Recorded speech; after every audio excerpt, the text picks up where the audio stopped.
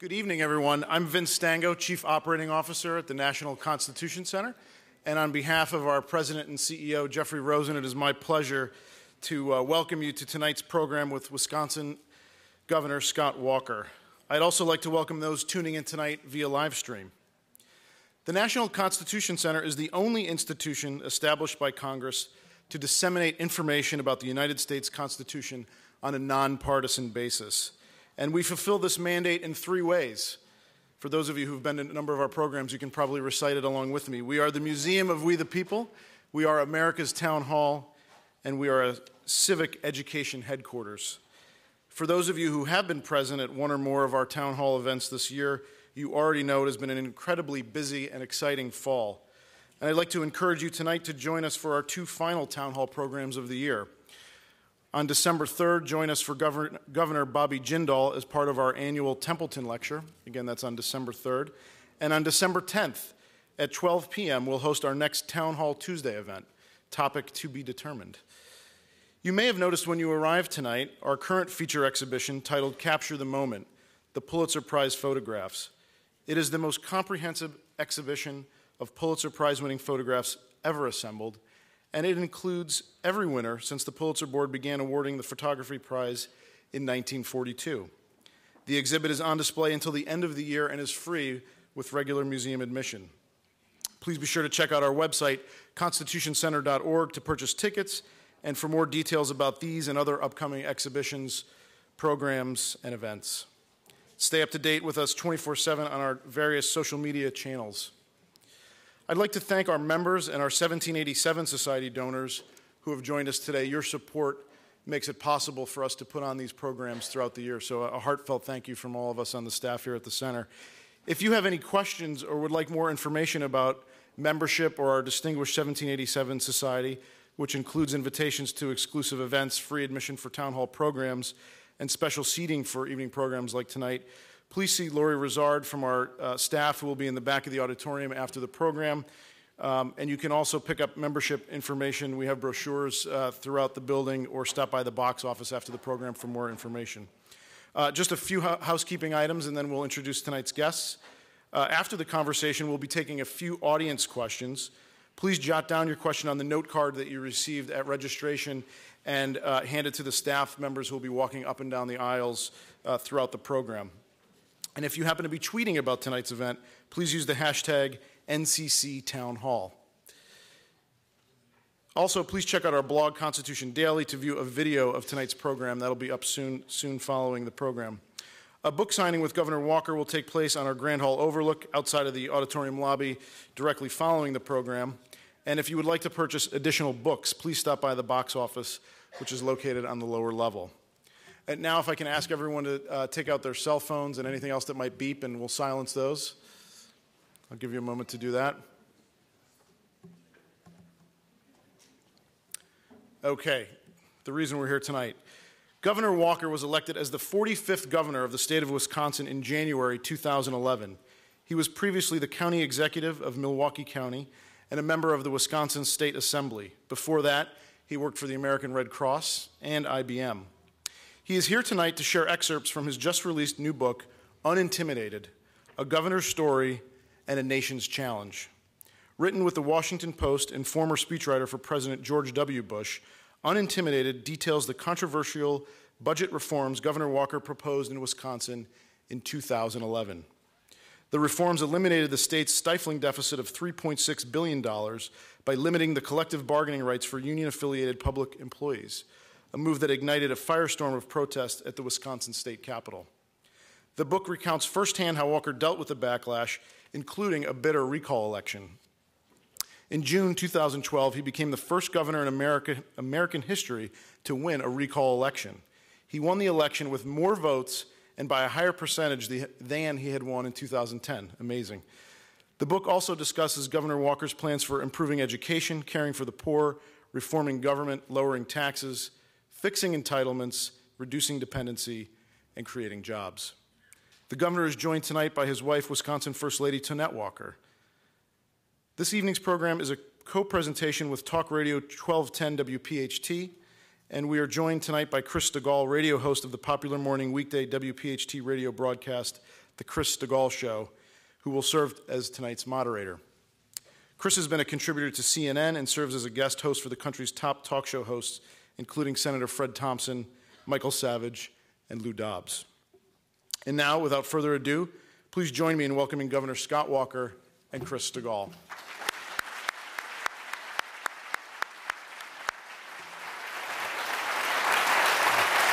Thanks for having us. Thank you. Appreciate it. Thank you.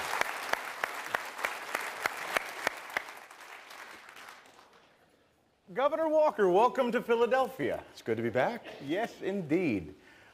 We have a lot to get to tonight, and Governor Walker was good enough, first of all, to sign some of your books. Have some of you already gotten them signed this evening from the governor? Yeah? And fear not, after the event tonight, the governor said he'd stick around and sign some more. He does have a train to catch, so we're going to try to stick to a tight schedule tonight. But great to have you here. And if I may pull a James Lipton right away from inside the actor's studio, I want to dive right into your book and read a little of your own words to you. Oh, and by the way, before I do that, I've got to say hello to the First Lady of Wisconsin, Mrs. Walker. Mrs. Walker, would you stand up, please?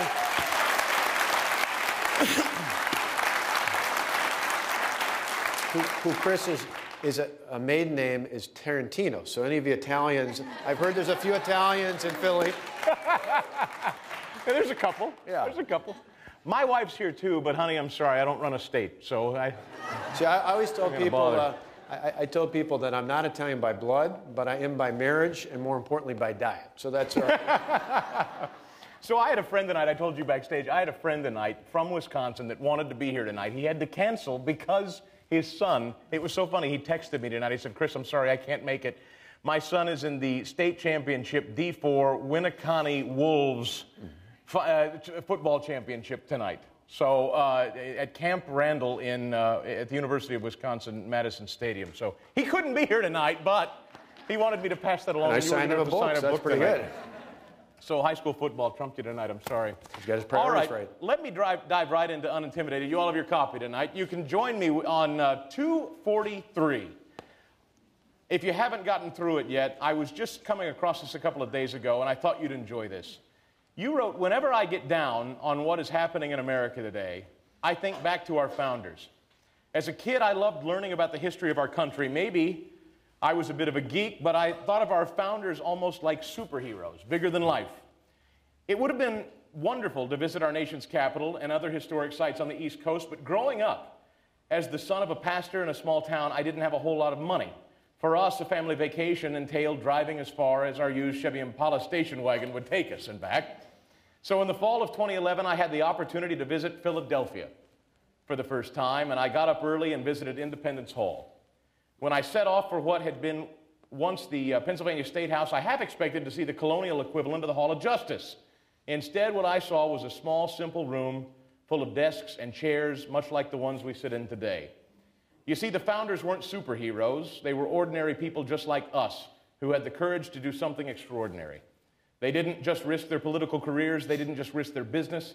They literally risked their lives for the freedom we hold so dear. What has made America exceptional is that throughout our history, in times of crisis, be it economic or fiscal, military or spiritual, there have been men and women of courage who have stood up and decided it was more important to look out for the future of their children and grandchildren than their own futures. That's part of Governor Walker's book.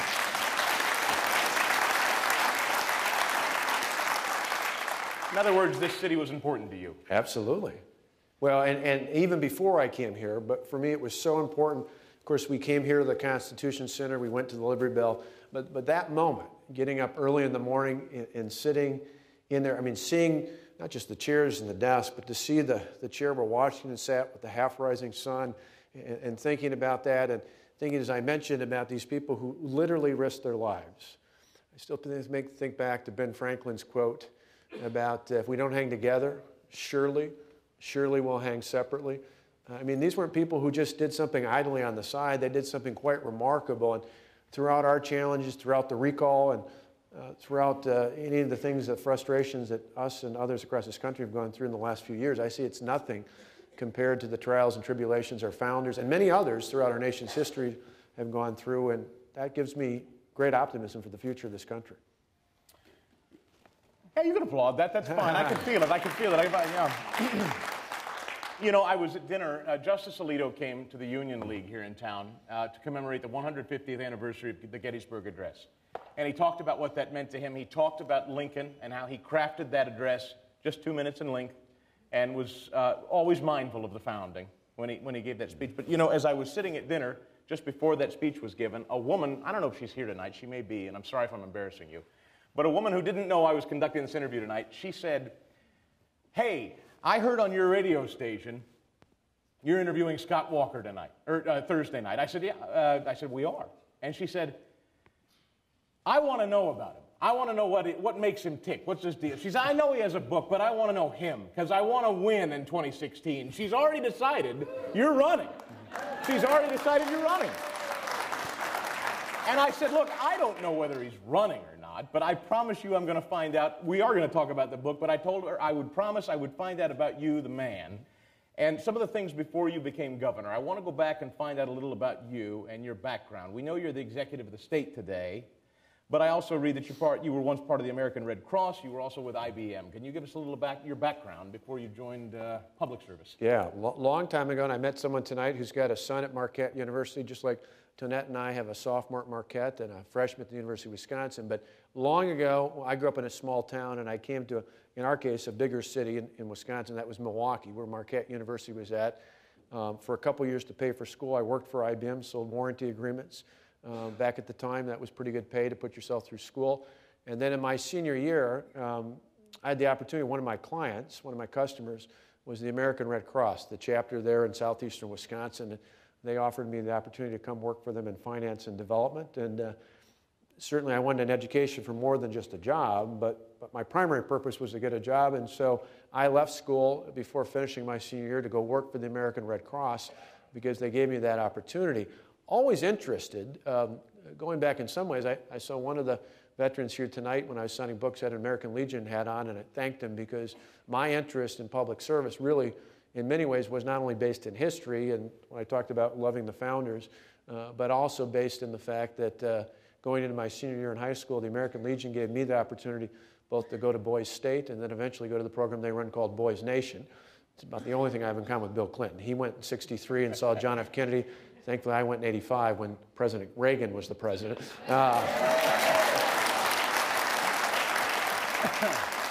So I always thought I'd have an interest in government and politics and public service, but I didn't do it right away. And then eventually, a few years later, when I was still relatively young, not long after Tonette and I were married, there was an opening in the State Assembly and our lower house in the State Chamber, and a number of my friends said, "Hey, you talk about this stuff all the time. Why don't you run?" And so I ran in a 5-way primary, won the general election, served there for a number of years. And then in 2002, there was a big scandal in Milwaukee County. Milwaukee County is our largest county, our largest urban county. It's a heavily Democrat county, although a blue-collar, not necessarily a liberal Democrat, but historically Democrat-leaning county by far. And but I was just had it with the corruption that was going on with the previous elected county executive, and so I said I'd run. And I won a special election with 54% of the vote. 2 years later, when all the pundits in my county and my area said, "Oh, that was a fluke that he won. There's no way he can win," particularly since he's not only a Republican. I used to laugh. The paper, if you saw my name, you would have sworn my name wasn't Scott Walker. It was Republican Scott Walker on a good day. And a day when they really wanted to stick it to me, it was conservative Republican Scott Walker, because this was not a Republican county. And yet we govern like Republicans. Every year I was in office, I refused to raise the property tax levy from the previous year, saying that people needed to survive, and whether it's small business owners or seniors or working families and others out there. And so we were elected the second time by 57% of the vote. And in 2008, when Barack Obama took about 2/3 of the vote in my county, I won with about 60% of the vote, showing you can win even being conservative. Wow.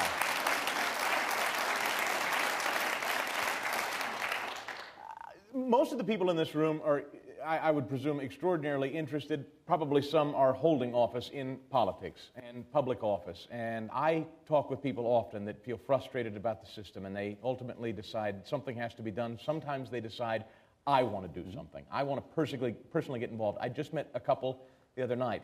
The gentleman said he wanted to run for the state assembly. His wife said, I'm not so sure about that. I'm sure you and Mrs. Walker had many discussions early on about jumping in. What do you say to people that feel like, I'm just so damn mad, Governor, I want to do something about it, I'm going to run myself, and maybe at home around the kitchen table, the husband or the wife says, I'm not so sure, honey. Well, you need to have your support. You need to have support from your family, because it's particularly the larger the position, the more attacks you're going to get under. And in our case, as we mentioned in the book, I don't just mean political attacks, I mean the risk of physical attacks as well. But in most cases, local, state, federal, even office, you're not going to get anything like what we went through. But you have to have support. You cannot do it without your family, particularly without your spouse, totally on board. So, I mean, that would be a cautionary to me. If somebody said, I'm going to rush in and do this, don't announce it and then tell your spouse. Or you might be running as a bachelor or bachelorette. But it is really important, because in the end, you know, we've talked about it. Similarly, we have a group of friends we talk about in the book, 5 couples that have known, we've known since our kids were in junior kindergarten. They're in college now. And, you know, they pay attention to politics, but they're not political friends per se. And we've made an intentional effort throughout this whole time as governor to make sure that we still did things with them and with their families together and socialized, because you've still got to have a reality check outside of government. You can't just push everything aside and say, I'm just going down this one path, or you kind of lose the reason why you're involved in the first place. And so I guess to your point, I'd have support, you know, your family, but if your friends, your coworkers, your church fellow members, and others like that. You become the governor of Wisconsin. Ultimately, we know, in a very public national news cycle, the recall. Was there ever a point where you just said, forget it? It's just that this is so nasty. People are so nasty. I've got these goons, infiltrating the Capitol building, just completely uncivil. My wife's being threatened. I mean, at some point, do you just say, the hell with it? I did not, but there's a lot of these chapters are, unlike a political book where they're kind of insufferable sometimes, where it's all, I'm great and this is wonderful. In this book, it's pretty revealing. It's not just about me, it's about our state, but there's a number of chapters where I kind of lay it all out there for everybody to see, and one in which Tonette early on, with all the protests, remember when they were around, and she said, hey, you're going to get what you want. The unions had said they'd concede on some things. She said, why are you doing this? Not just why are you doing it to us, because we already had the protesters and the threats, but why are you doing this? And it was at that moment it dawned on me that here I'd been so eager to fix things, and I'd campaigned on it, but enough time had gone by that I really hadn't talked about it early on from the time I took office. And so I was so eager to fix things, I didn't explain the reason why we needed to do it in the first place. In large part because most politicians in Washington, and even some in our state houses across the country, spend all their time talking about it, never fixing it.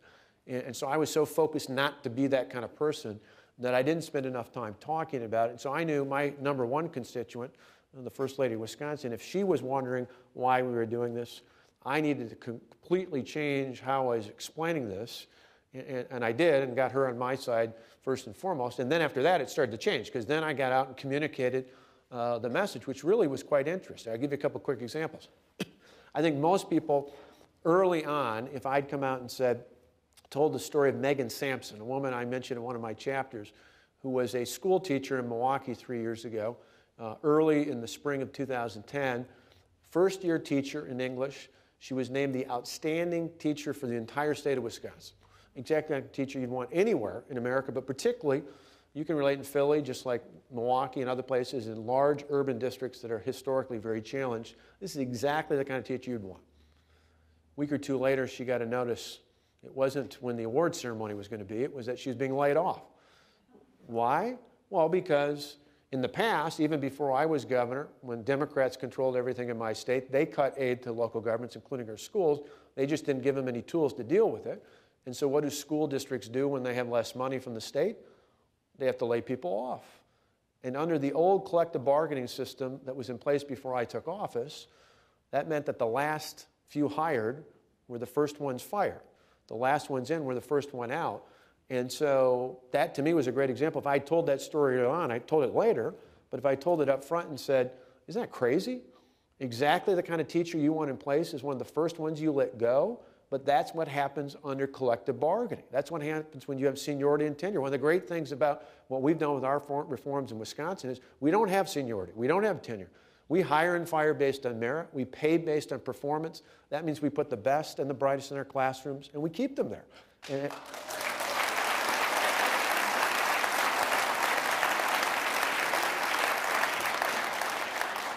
I continue to hear deep blue Wisconsin, deeply blue Wisconsin, conservative Governor Scott Walker in deeply blue Wisconsin. Was that the magic bullet, the fact that you could just very simply articulate your position and people said that makes sense? And is that where some in the GOP go wrong?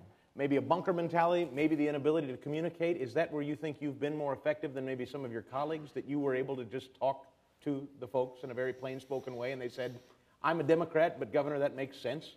Well, I think over time it did. It didn't up front because, again, I was so eager. But as we started talking about it, and not just talking about it, in our case, one of the things I remember early on when I was under siege, my approval ratings were in the 30s. I was about to say right where the presidents are, but I think his are lower now. But my approval ratings were in the 30s. Time magazine had a headline that called me Dead Man Walker because they said there was no way I could sustain all this. And I remember talking to one of my colleagues, a fellow Republican governor, on the phone, and I said, you know what, Bob, this is going to work. Every day, every week, every month that goes by from the time we enact these reforms, people will see that results trump all the attacks. Because remember, it wasn't just 100,000 protesters in and around our Capitol. What was also happening at the time, particularly about a week to 10 days in, when the national unions started putting money in and bringing bodies in and bringing all sorts of ruckus in, they literally started running campaign ads against me on television in the spring of 2011. This is after the campaign. And so the public sentiment had shifted.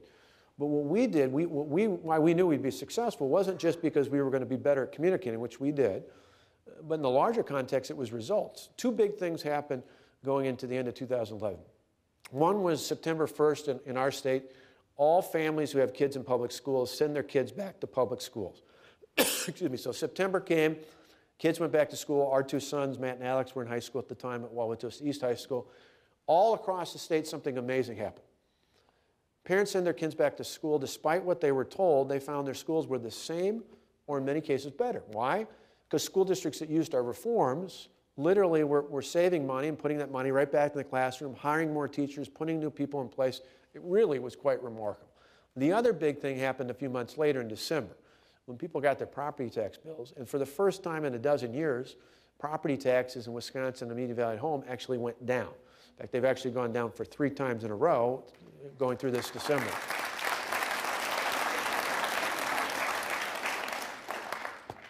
There's a lot to get to. I think, I would start by asking you, as we came here tonight, just a few hours ago, the United States Senate, led by Harry Reid, invoked what they call the nuclear option. Now, judicial appointments and cabinet appointments by the president just need a simple majority. This has never happened in 250 years in our history. It's just never been. I struggle personally today as a conservative with some Republicans who would say that's something to be negotiated with. Those people do not seem like people that are interested in negotiating. They seem like people that are willing to clear the playing field and do anything they must to maintain their power. So I would ask, how do you compromise? How do you negotiate with a Democrat Party like that? Well, and in the book here, I've got some principle or some guidelines at the end that I learned from our debate. And one is don't ever compromise your principles, but be willing to compromise on the little things, on the detailed things. And to me, things like confirmation to lifetime appointments is not a little thing. Yeah. It's a significant thing.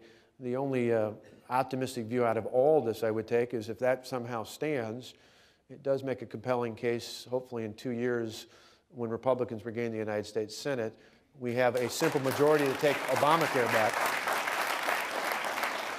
So certainly there'll be a push, appropriately so, to repeal Obamacare, but that's still, in the larger context, the idea that lifetime appointments, judicial appointments, and I'm not a lawyer, which in some crowds gets applause in and of itself.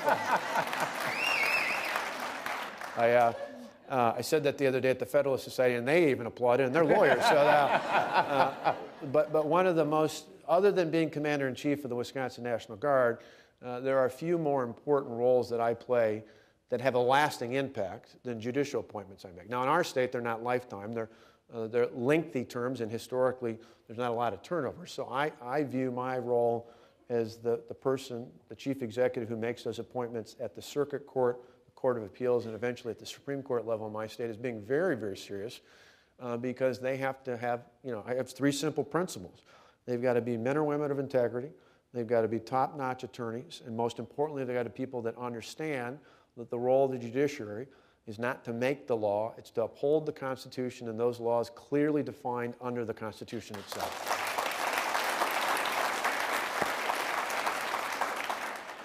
The government shutdown a couple of months ago now. Ted Cruz takes to the Senate floor. It's not formally called a filibuster. Ultimately, in the weeks preceding, we end up talking about what the Republicans want. Not a full-blown repeal, not even defunding. What they wanted were some simple concessions.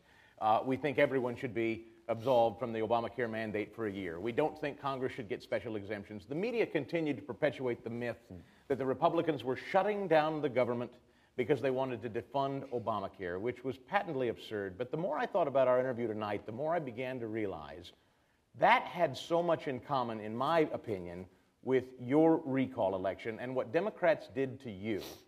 Democrats, and for those of you that don't remember this story, maybe you can refresh our memory. Democrats in your legislature literally left the state, crossed state lines, and hid out in a hotel so they didn't have to show up and deal with the legislative issues before them. And again, I ask, Governor, how do you negotiate with that? Well, in our case, we did. We said, and again, we were willing to go back and forth on how they could save face to get back. But the underlying principle, and maybe I should go back to a second before we get into that specifically.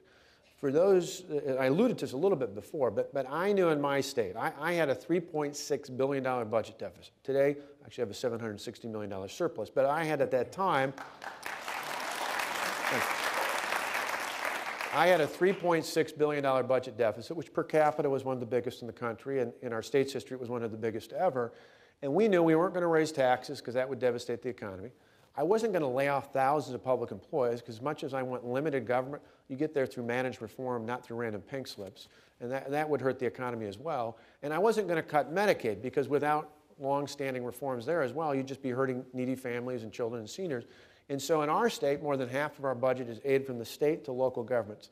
And I knew as a local official in the past, if you just cut aid to local governments without giving them any tools, you really would devastate things like schools and cities and counties and so forth. And so we knew the best way to reform things. It wasn't, the media often, not radio, but some of the outlets in our state call it, well, I don't hear media necessarily, it's a different form of, alternative form of communication. But some in the media tried to portray that as though we were all about austerity. I said, I'm not about austerity. Austerity is just cutting everything across the board. What we did was about reform. We came in and didn't just balance the budget, which we eventually did. We cut taxes by $1.5 billion. We made strategic investments in areas that really mattered. But we reined in the cost of government and, more importantly, made it run more efficiently, more effectively, more responsibly to the people because we got rid of collective bargaining. The big thing that had been hampering everything else that we did. That was so crystal important. The other thing that we did that a lot of people don't know about is because, and I said it, this is another thing that miffed me about some of the media. They'd say I was anti-worker. I was taking on the public employees. I would defy anyone here, anyone across the country to go on YouTube and find one clip, and I got a lot of them on there, one clip of me saying anything bad about good, decent public servants. You won't find it. Now, I'll point to excesses or abuses of the system that some have used, but as a whole, I won't attack the people that work in state and local governments. That was not my intent. My intent was not to be anti-worker, because I wasn't. It was actually to be pro-taxpayer. But the other thing I did was very pro-worker, and I gave those employees at the state and the local level the right to choose. The right to choose whether or not they wanted to be in a union. And that's, per your point about them leaving, that's really what drove the national big government union bosses the most wild. Right. The reason why they came in, and I believe in many ways orchestrated the 14 Senate Democrats leaving, And the reason they weren't willing to concede on anything, because frankly, they would have thrown every one of their members under the bus, I believe. If they would have made them pay 100% of their pension, 100% of their health care, if only I'd given them the automatic dues deduction back. Because that's the source of their power. If they don't have forced union membership, particularly in the public sector, when a school teacher in Milwaukee can spend $1,400, she would otherwise have automatically taken out her check instead on her kid's college education or health insurance or anything else out there, they knew that that teacher, she or he is probably going to pick keeping the money for themselves and their family. And that was something they could not handle. So in the end, thankfully, we figured out a way working with our state Senate to separate the bill, to set the appropriation aside, to be able to pass the bill and bring them on home. And in the end, one of the chapters I mentioned is one of my favorite bumper stickers out of all this. It came from a new Congressman, Sean Duffy, from the northwest corner of Wisconsin, that said, "One walker beats 14 runners." That's fantastic. I would ask you, I know you've made some comments, you've been asked by a lot of folks about Rand Paul, about Ted Cruz, about Mike Lee, Marco Rubio. Everyone is wondering, how do we get past this and what happens in 2016? Rather than peg you on that, I know you ultimately feel, and I don't disagree, governors would make better candidates than members of the Senate, no disrespect to any of them. However, don't you think that the Republican Party, not you, but certain members, spend far too much time being far too critical of guys like Ted Cruz, who I think took just as principled a stand as you did? I don't know why we spend, and when I say we, some in the Republican Party spend so much time assailing our own rather than defining our political enemy. Well, and I'd include in that list, Paul Ryan's from Wisconsin, a fellow cheesehead. I think he's offered with the Ryan budget plan some pretty courageous ideas there as well, and others. So yeah, this is one of those things, and you and I chuckled about a little bit of this before, where I'm always amazed with some in the media how they take one interview and perpetuate it, and you read it about tenfold over, and the story suddenly, it's like when you're kids and you'd play the telephone game where you'd share a secret around, and it would be completely different at the end than what you started out with. I never said members of Congress do not apply. I said two things about 16. First and foremost, and I say this consistently, as Republicans, but more importantly as Americans, we shouldn't be focused on 2016, we should be focused on 2014, because not only are governors like I and others up again for election, but we have a real opportunity to hold the House, and if we don't screw things up, I think largely because of sharing the public's frustration with Obamacare, about Obamacare, we have a real opportunity to win the United States Senate back.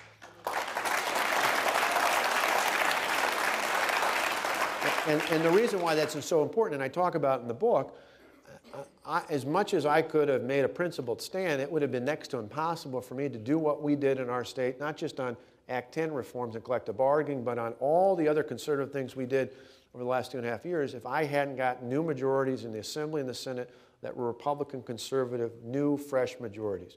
And so I remind people all the time, do not overlook 2014, because for whomever the party's nominee is in 2016, to me, winning's not the bottom line. Winning, you can't do anything if you don't win in that regard, but winning isn't the end game.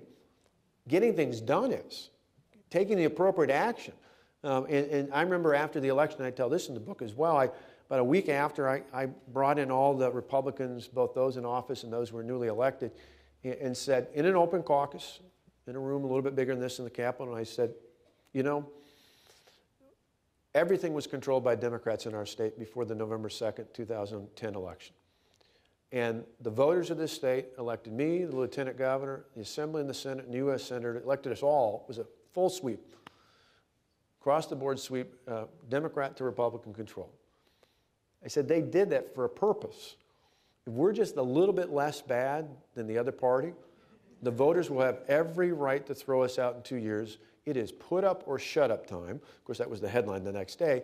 But that was an important lesson that we needed to make the case that we could put a team in place and then govern like we campaigned. Not set it aside, say, oh, no, that's too difficult. Actually do that.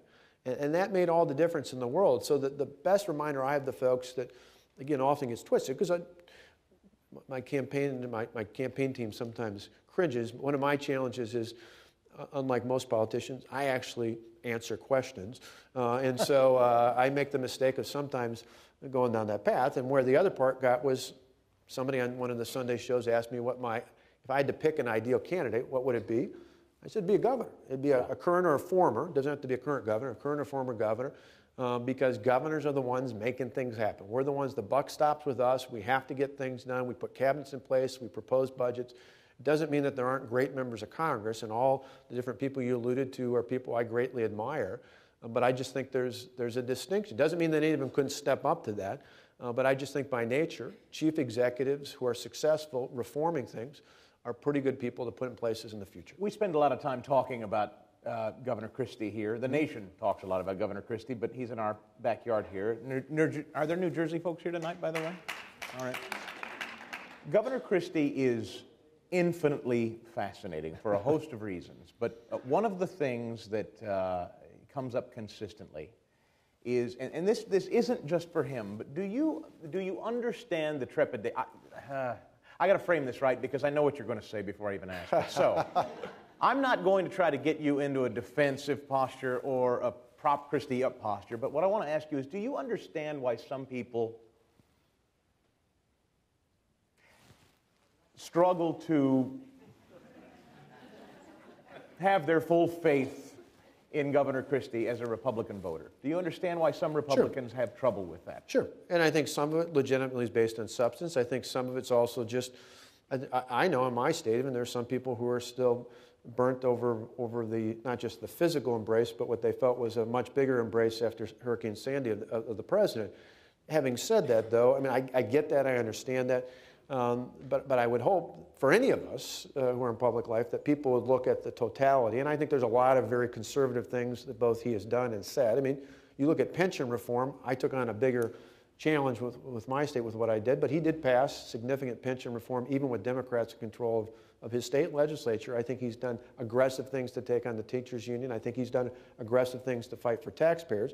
Now, are there differences? Sure. I didn't take the Medicaid expansion, so I can understand how some people are frustrated with that. Harumph, by the way. Can we get harumphs on that? He didn't take the Medicaid, harumph. So I get that, but I'm always careful. You might imagine there's a lot of other governors that I like on a lot of other issues. You know, John Kasich did the same thing as Governor Christie did, and I like John on a lot of other issues. I just agree to disagree with him on the Medicaid expansion.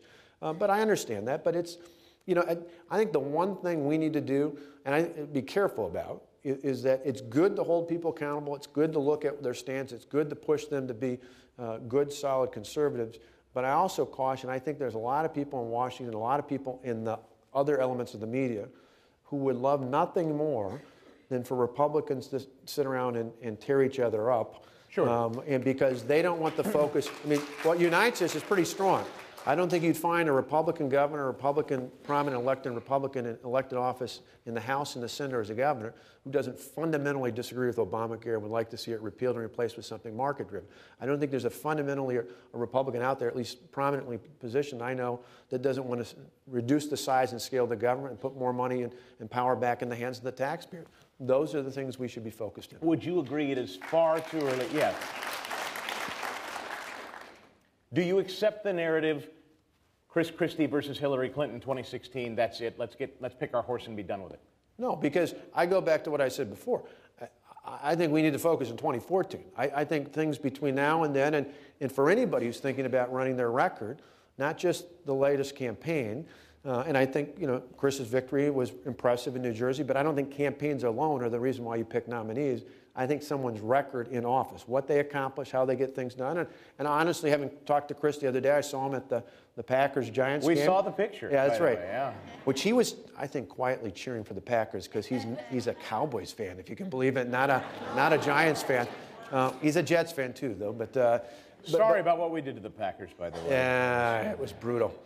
Of course, play us again with Aaron Rodgers. And, but it was one of those where, you know, I think going forward, we really do need to focus first on 14 and see what happens between now and then.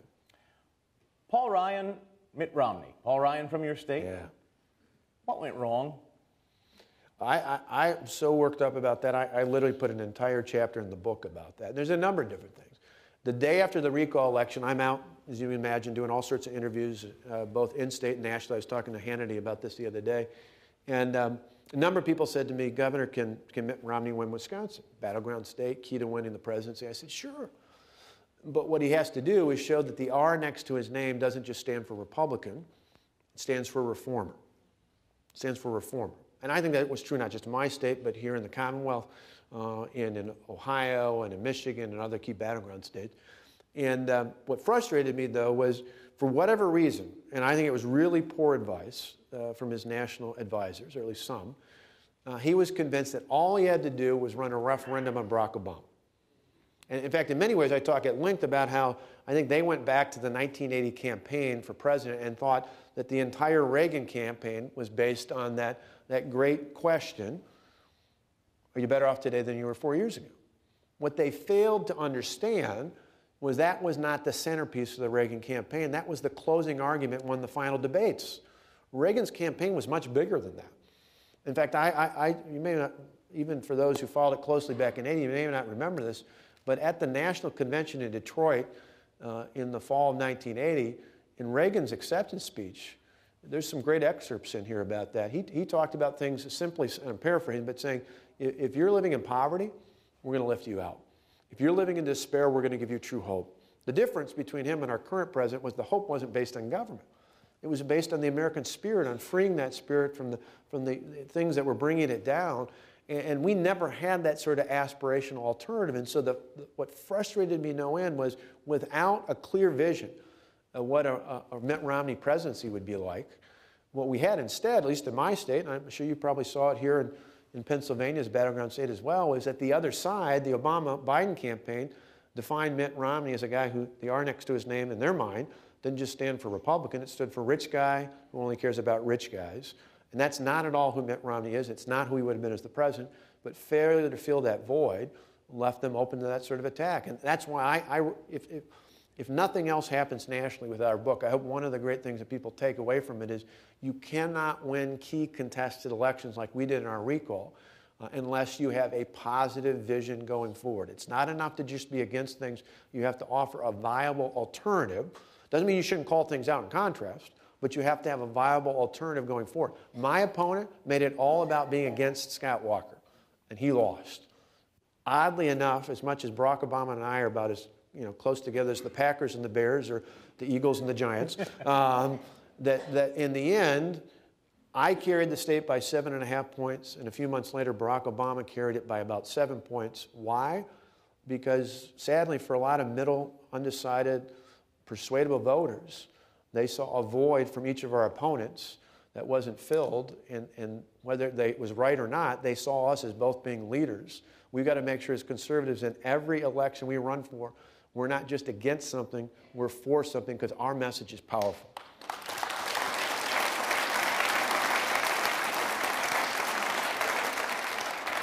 As I thought about it tonight, you hear from Wisconsin, Paul Ryan, the former Veep nominee from Wisconsin, the chairman of the Republican Party, Reince Priebus.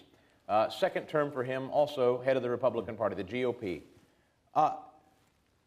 Do you have confidence in him? Does he get it? And does he understand that there is a real fracturing inside the party? And how do you recommend we repair it? Because we can talk all we'd like, but at the end of the day, we know there were millions of registered Republicans that just stayed home. They just sat it out for one reason or another. That is a problem. Mm-hmm. And I know we can talk about Rand Paul and being too extreme, and Ted Cruz and they're extreme, and we're more moderate and we're more sensible. But at the end of the day, if we don't have a cohesive voting bloc, and that means all of us coming out, that's a problem. Do you have a sense that Priebus has a sense of that and how to repair that? In our case in Wisconsin, remember Reince was the chairman of the Republican Party in Wisconsin in 2010, before he became the chairman a year later. Reince, for years, along with Paul and I and others, would go to Tea Party rallies about Obamacare and a whole number of other frustrations, just like we'd go to establishment party events and fundraising events and everything in between. In our state, unlike some other states across the country, you don't see a gap. There is no one party, and there's no Tea Party and Ron Paul and establishment party. We're all very similar. And part of that's not because the party structure, although Reince helped it out by embracing all those different elements in our state. The other part was the fact that in reality, we had strong candidates. we went out and made strong appeals that helped bring that together. The challenge, I think, in the last election was, and again, I hate to sound like I'm beating up too much of Mitt Romney, because I think he's a good and decent man, but he just didn't bring those different forces together. He didn't have a message that appealed to all those different cross-sections. And I think what you see, the optimism I have is across America in so many states, and I mentioned this at the introduction to the book, that as frustrated as I am about Washington, from where I stand in the states, to me, that's where I see the real optimism, that in state after state, not just with governors, but Republican legislative majorities, we're taking on big, bold issues, and that's bringing people together. And obviously, we need to do that more in other states across the country as well. But I think that's a real sign for optimism. Now, one last thing about the party. From the party standpoint, really, the RNC can't, as much as, and I get people's frustration saying, well, can't Reince get up there and tell them to get unified? The reality is that's up to the elected officials. No party chairman or chairwoman can do that. What he can do, though, is build a strong base, make sure that the grassroots and the fundraising and all the different elements aren't competing against each other, and put in a strong technology base, a platform, so that candidates next year for the Senate and the House, and then eventually for the President, have a foundation upon which to build. And I think that's very much where he's headed. A few questions from the audience, and this is something you also write about in the book. You're a man of very strong faith. It's pretty clear. You cite Scripture in your book, as a matter of fact. This, however, as you well know, among some Republicans, is recalcitrant because it sounds preachy. And Lord knows if you start talking about abortion, you start talking about gay marriage or social issues, there's a good faction of the Republican Party, probably some in this room, that say don't. Just don't even talk about it, don't bring it up. Now, I'll grant you, when you have a Senate candidate in Missouri who starts talking about women have a way of shutting that whole thing down, that's just inane, that's ridiculous and unfortunate. But do you believe as a Republican, do you believe as a conservative, do you believe the Republican Party has to back off, stand down, ignore, turn their back on social issues to win? No.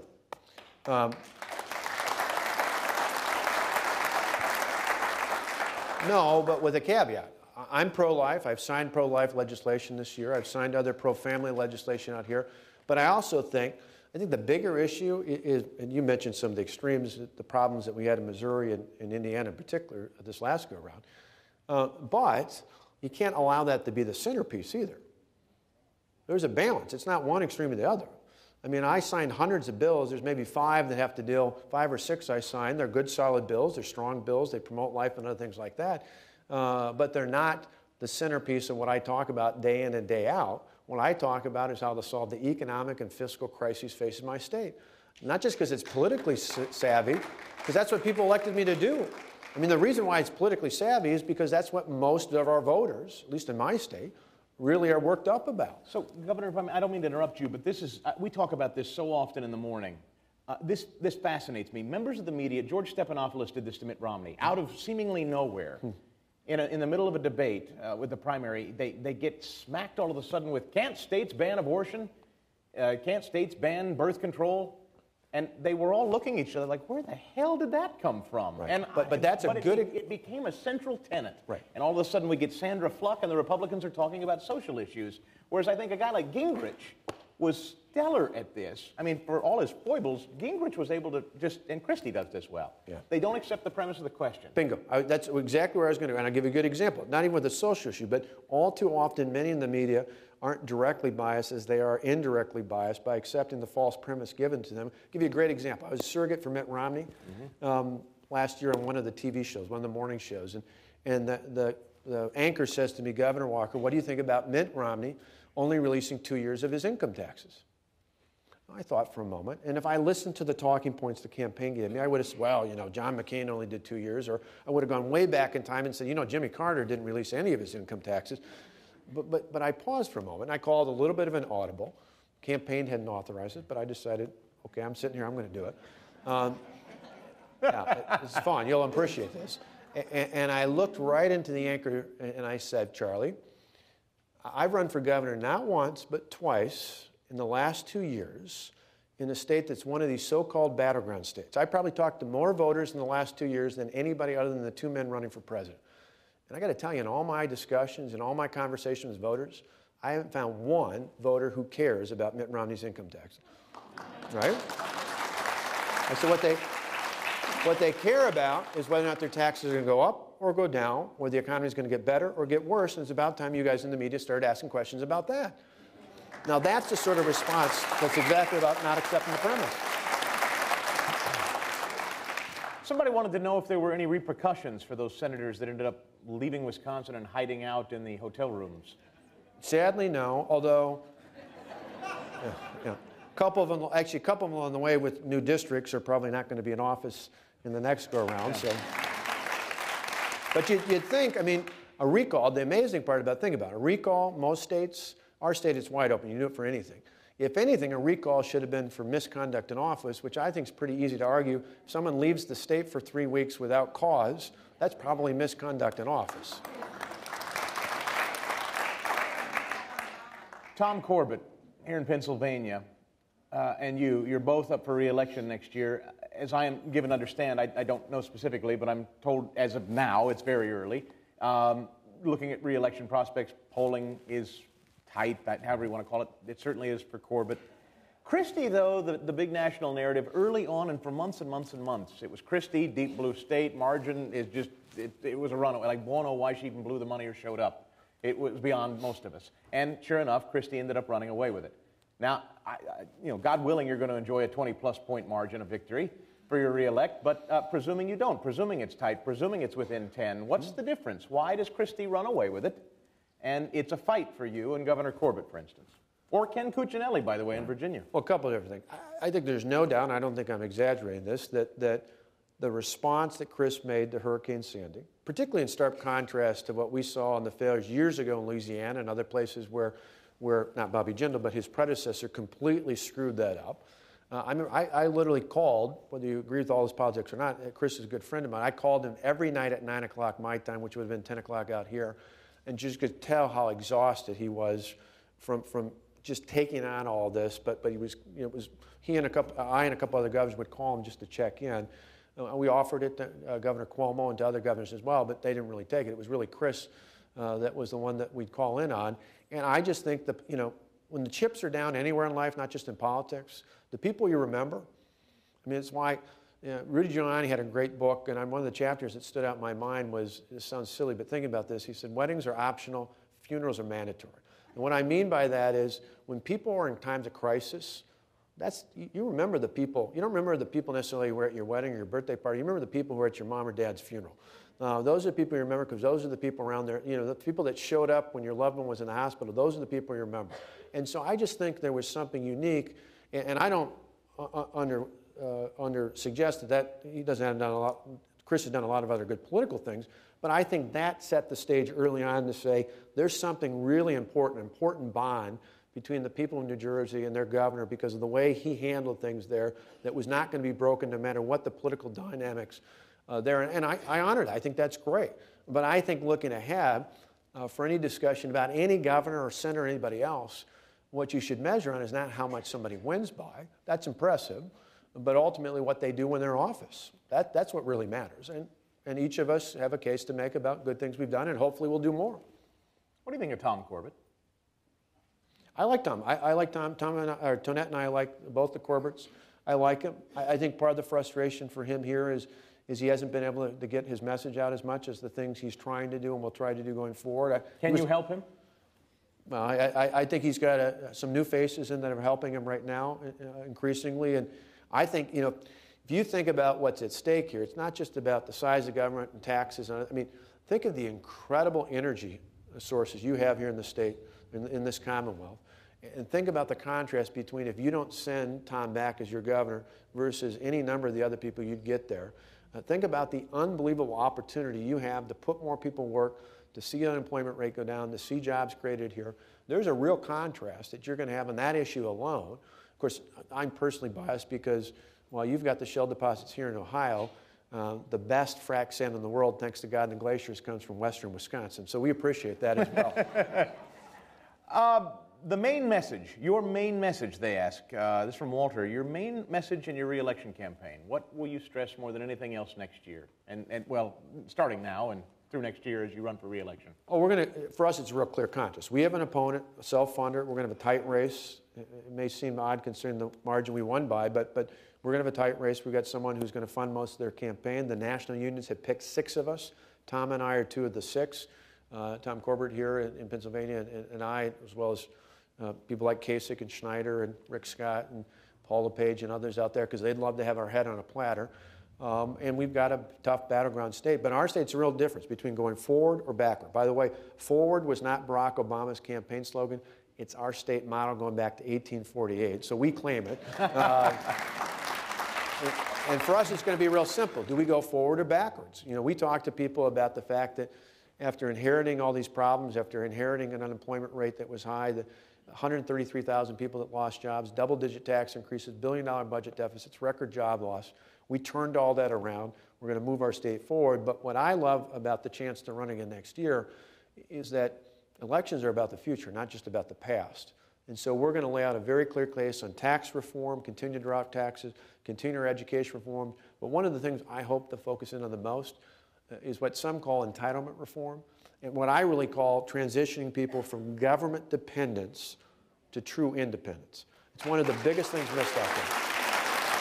Let me give you just one quick, and I know we're about done, but just one more word on that, because I think that's important not just in my race.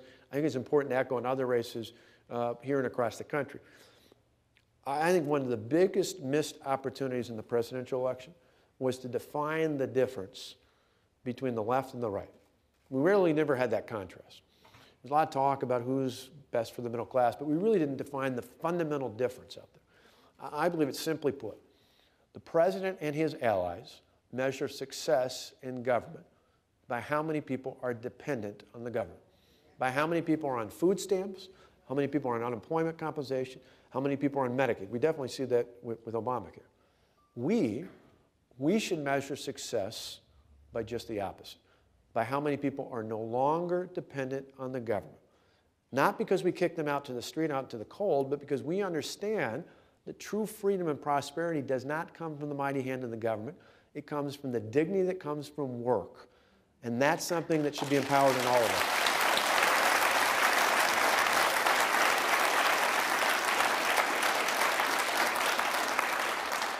Do you mind if I hug you when this is over?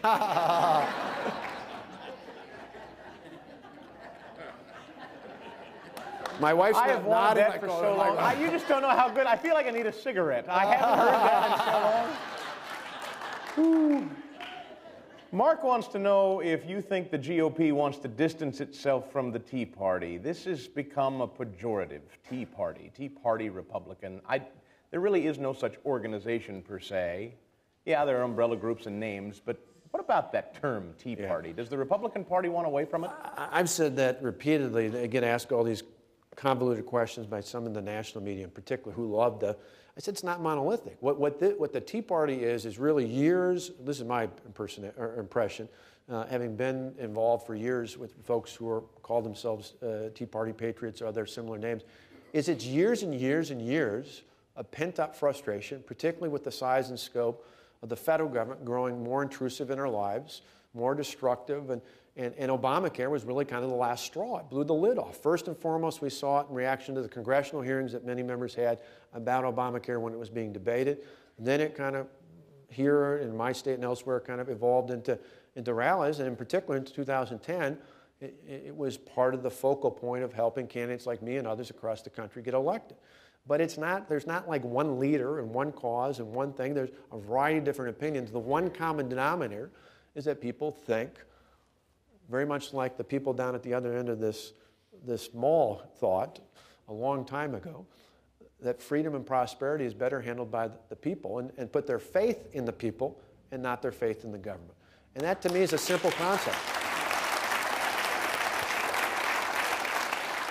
And by the way, it doesn't mean that you need to, people don't have to share that belief. Doesn't mean you have to show up with a "Don't Tread on Me" flag or dress up like one of those founders to share that belief. There's a lot of people out there, including, I believe, a lot of young people. Tonette and I have 2 sons, 18 and 19.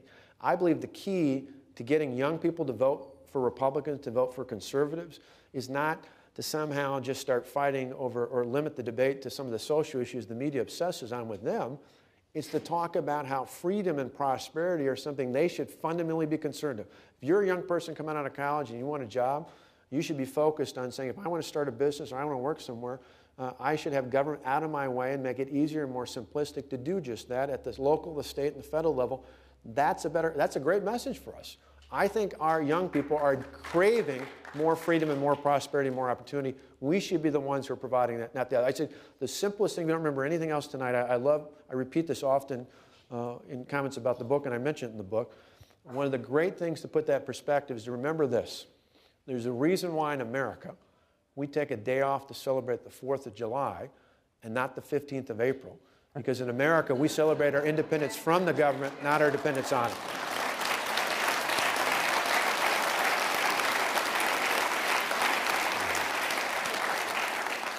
I'm not going to let you go without trying. You win next year. 2016 rolls around. Is it possible, Mrs. Walker? She's giving him the stare.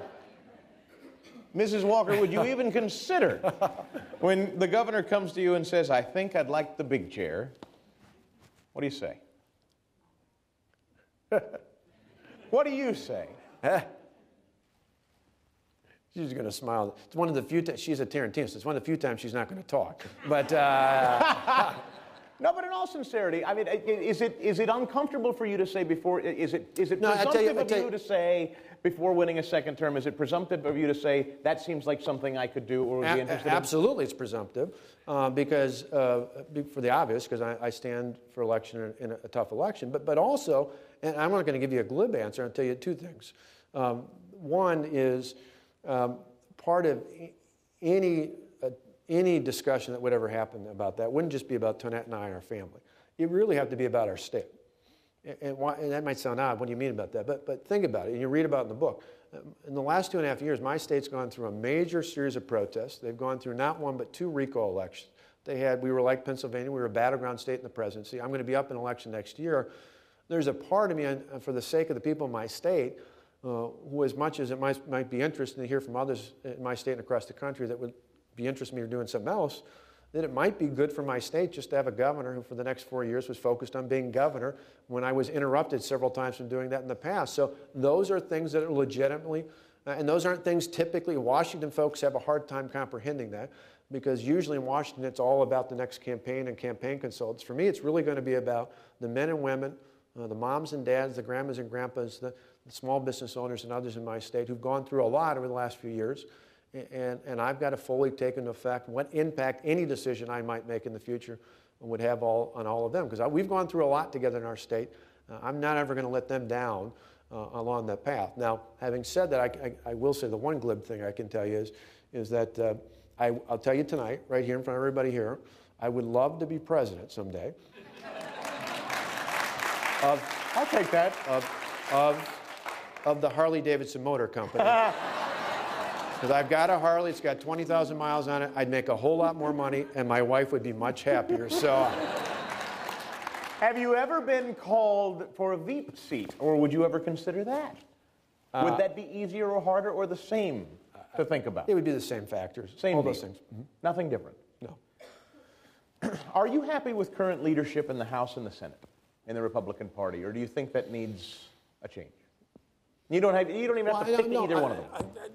I wouldn't even say the leadership themselves, the individuals. I just think we need to have a plan in Washington that parallels the kind of plans that we put in place in Wisconsin prior to the 2010 election and in other states across the country. Because again, I talk about this in the book, but part of the key to success wasn't just showing up and winning. It was for many of us in states like Wisconsin, we had a plan early on that said, here are the issues we're going to focus in on. Here's the plan to get it done. We're all going to run on this. We're going to echo it. We're not going to be taken off message.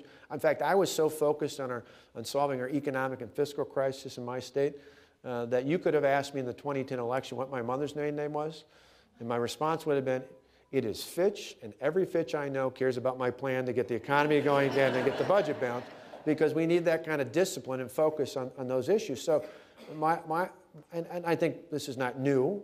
One of the ongoing frustrations in Washington is that there's just, particularly in the House, you got so many members, but there's got to be a larger plan. Newt did it pretty well in '94. Yeah.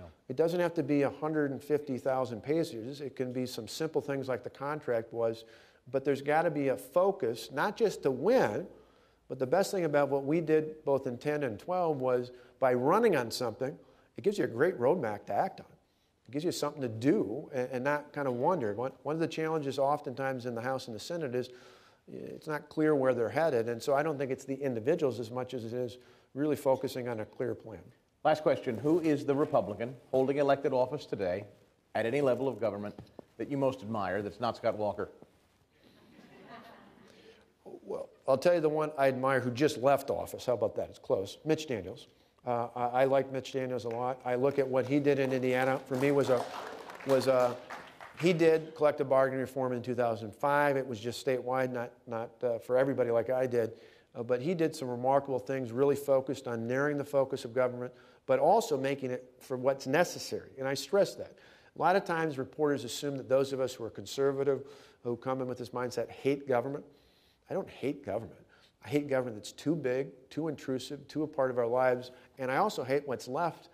I hate government that doesn't work. And so I think for any of us in the private sector, we might say that a company or an organization has got mission creep and needs to more narrowly focus what they do, but then we'd also say what they should be doing, they should do well. And somehow we give government a pass, or some have given government a pass in the past. I think Mitch did an exceptionally good job in his 8 years as governor in Indiana of really saying we're going to narrow the focus, we're going to lower the tax burden, we're going to improve the quality of life in the state, and we're going to do that in part by making the government that's left and necessary work. All right, lady, I told you I was going to let you know who this guy is. Do you know who this guy is now? Do you feel like you get a good sense of the man? Scott Walker. Thanks. You said you were going to be good enough.